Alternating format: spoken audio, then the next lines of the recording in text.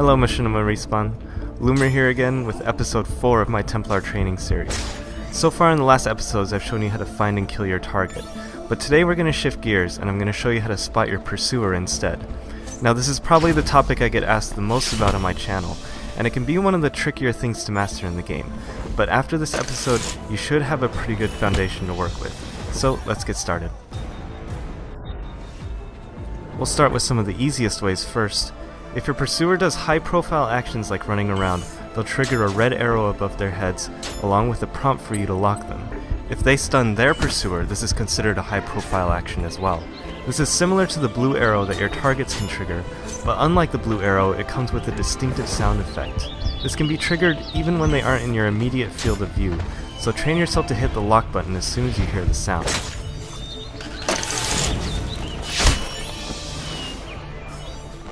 There's also the Revelation Lost Streak. If you lose 5 contracts in a row with this equipped, you'll see permanent red arrows until your next kill. As far as abilities go, Templar Vision will make your pursuer glow red, although like I mentioned before in an earlier episode, you yourself will be glowing white, so it's risky. There's also a trick with knives, but I'll revisit that in a later episode. Okay, so say you don't see your target by any of those easy methods. The first thing you'll want to do is check for whispers. Whispers are a ghostly sound that start up when your pursuer is roughly 20 meters from you. My clanmate Laddie is sitting on this bench in the distance, and as I move back and forth at the whispers boundary, you should be able to hear them start up and stop.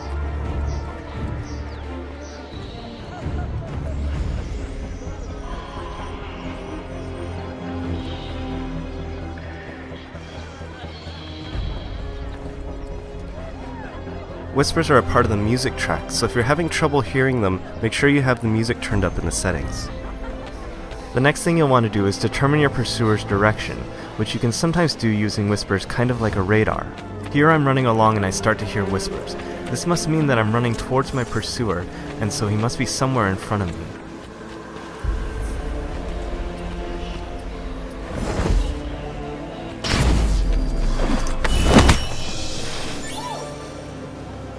By the same logic, if you run away from whispers and then they stop, and then start up again later, you'll know that your pursuer is chasing you from behind.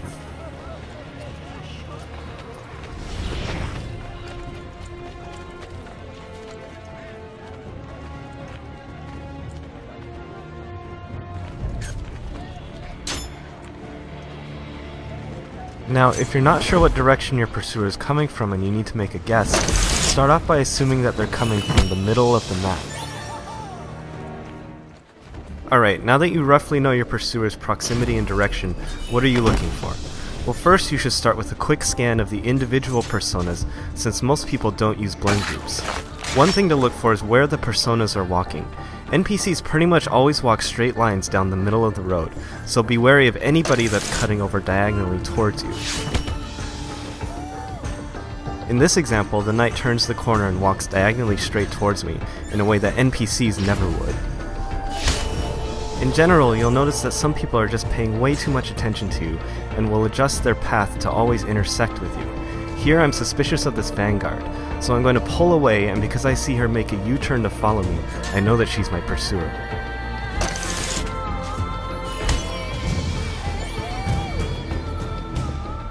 After a while, you'll get a feel for certain areas that NPCs just never walk. For example, NPCs will never cut through a blend group. Here's a vizier who walks over the edge of this fountain in order to reach me.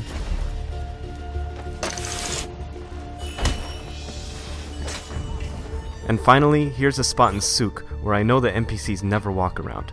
Once you've really learned the maps, you'll get a good feel for areas like this.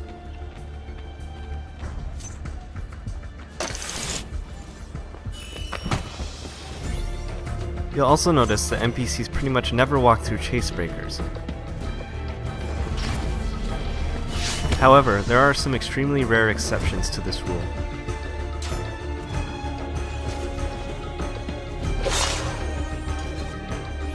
Now sometimes you can identify your pursuer not just by where they walk, but also by how they walk. NPCs walk in very smooth straight lines, and it's actually extremely difficult for players to emulate this, especially if they're turning the camera or trying to use the lock system. After a while, you can easily identify a player by their subtle wobbling.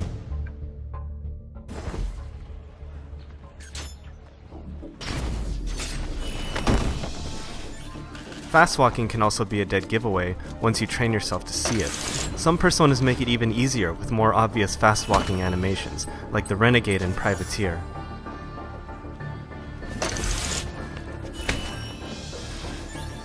Here's a pursuer who manages to hit the trifecta of obviousness. He fast walks diagonally towards me on a path that NPCs never walk, not to mention the disguise. Here's a few more tips to spotting a standalone pursuer. When you hit the kill button out of range of your target, your persona reaches out with their left hand for their weapon, which is visible to the other players. Now normally by the time you notice this it will be too late, but every once in a while you'll get a pursuer who mashes the kill button long before he reaches you.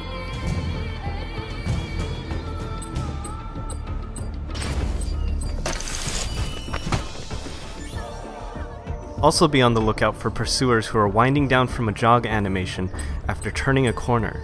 When you're running, you won't really see this animation on your own screen, so most people aren't even aware that they're doing it. Another tip involves microphones. In a free-for-all mode like Wanted or Deathmatch, you can hear the microphone of your target and pursuers if they're in close proximity to you. So here I hear someone spewing crap over their mic, and I quickly pull up the scoreboard to see that it's coming from this Renegade. Now I know that the Renegade is my pursuer, and he must be close by.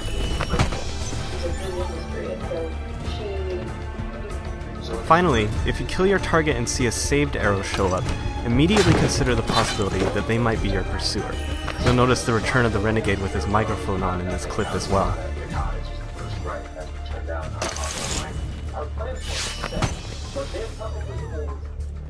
Now these are all ways to figure out that that person is my pursuer, but it's just as important to be able to say that that person is an NPC.